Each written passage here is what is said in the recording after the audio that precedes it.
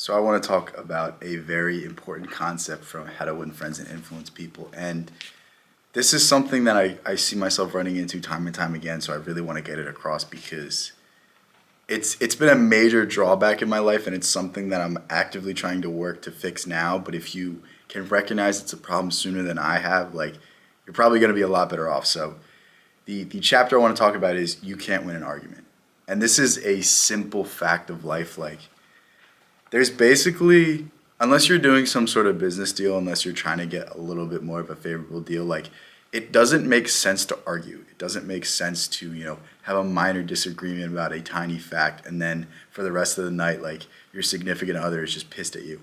Or like, you're having a conversation with your friend, you guys have opposing politics, and then you just destroy every point he has, but now you made him feel bad about himself. And it's like, even if you win the argument, you're damaging the other person's ego. You're damaging their pride. You're making them feel less about themselves. And how are you ever going to be in their good graces? How are you ever going to get a favorable shake of the deal? Like, if you're constantly bickering and you're constantly arguing, like, you're just causing conflict in that relationship with the other person. And this is such a negative way to approach things because there's no winner in an argument.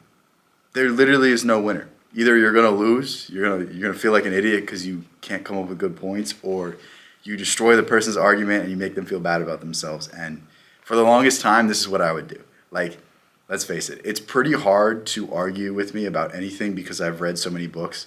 Like, this is not a flex. Like, I'm not smart, but I've read so many other smart people's ideas that I sound smart.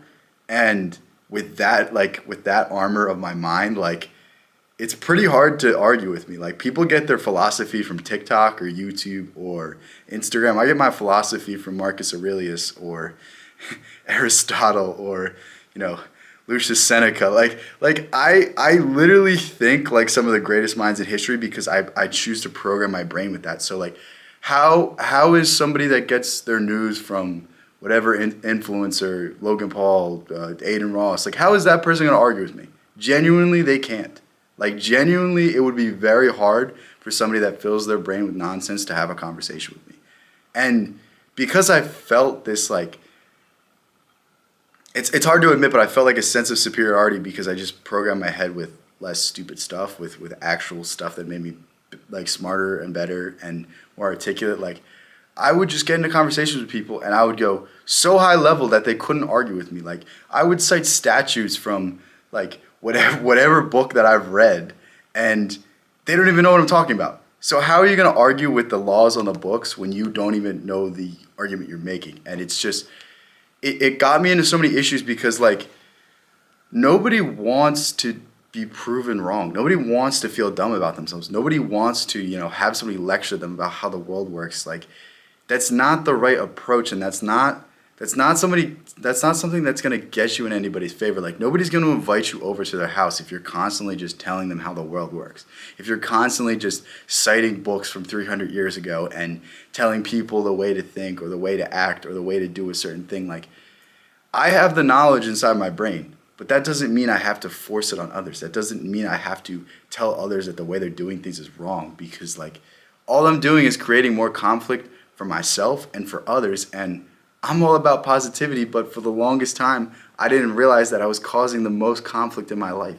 Because I took this argumentative approach, because I chose to argue with every single person that had a differing view than me, it was getting in the way of my relationships. It was getting in the way of my goals, because the people that I'm damaging their egos, or I'm damaging their sense of self or their sense of intelligence, like, those people are now actively going to work to pull me back down, to, stop me from doing whatever I'm trying to do. Like, I ask them for a favor, they're going to be like, no, you fucking dickhead, like, I don't like you, you just yell at me the whole time. And it's just like, you need to start thinking of things in this way, and you need to start taking this more measured approach, because let's face it, like, there's always two extremes of an argument, and the answer is usually somewhere in the middle.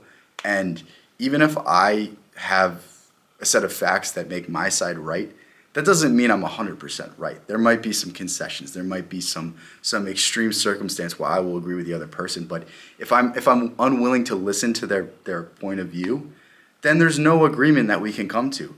I'm just gonna dominate the conversation. I'm just going to go out there and tell this person why they're an idiot and make them feel bad about themselves. And then nothing gets accomplished except I make this person angry and my life gets worse.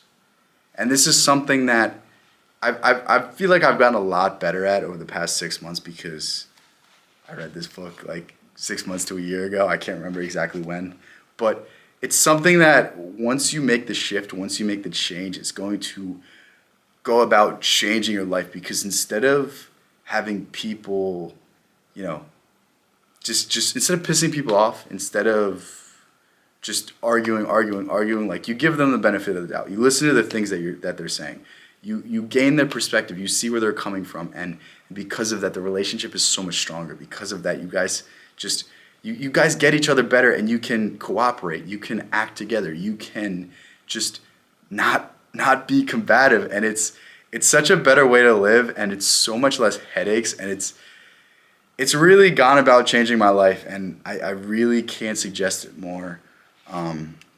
This book is full of lessons that will change your life. This book is pretty much a must read for every single person on the entire face of the earth. Like, if every single person in the entire world read this book, we would be a lot better off. Like, there would be a lot less struggles. There would be a lot less just combativeness, anger, and people would get each other better. And that is why, if you liked what I just said, you should definitely check this book out. I'll leave a link in the description. If you want to use that link, I get a small commission. It's like 5%, something like that. But that would help me out tremendously. If you want to help out the channel, that would be a great thing. But even if you don't like me, go check out this book, because this is something that I think more people should read. I think more people should embrace the perspective that Dale Carnegie gives you in this book, because it is one that will truly drive you to success, and it is one that will truly change your life. All you have to do is pick up this book and start reading it. Start reading it and start understanding, man, my life could be so much easier. With that said, if you want to stick around on the channel, like the video, subscribe. Thank you so much for watching, and I'll continue to break down chapters from this book, because I think there are more lessons that I need to go over with you guys. So stay tuned for that, and I'll catch you in the next one. Thanks for watching.